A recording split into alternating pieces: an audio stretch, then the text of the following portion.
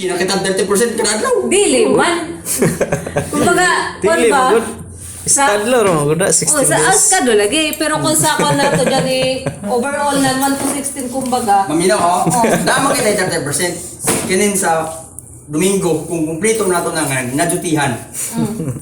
So, for example, kay kuan man, pila man ka Domingo, kuan man, duha raman siguro to special lang na, kay unta nag-diop sa semana, kay namatay ko, duha ka semana na. Watay diop sa duha ka semana, so natay gihatag nga, duha ka 30%. Naman sa to, DTR. So, magtulog na siya puhon, magkita na nimo. Sa times 3 na 30%. Point ko. May additional na nga 300 kapin. Bali, point 3 Oh. na dyan sa kuwan by... Ha? What? Ang mga I-convert na nimo sa kuan, i-times na nimo ang kanang percentage, ang 100% equivalent to 1 na. 1.1. 30 pesos ra lagi ang madugang.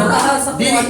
10% na 0.1. Oh, gani. 10%. Kasi ako point ra kay bali. 10% ang 1. 5%. 30 pesos ra lagi ang madugang. Sabot ka, ang 100% equivalent na sa to 1. Oh, gali. Ang 30% equivalent to 0.3. 3. Oh. Gets mo? 0.3 kay kumbaga by percent. Pwede nilagay mo. 0.1. Iya, paano mo na nimo good? Sumuna siya mag-kuan ka. Pag multiply ka na, ang 100%, Kibali mo ka. ibalik to. Ay mga adlaw pa na 460.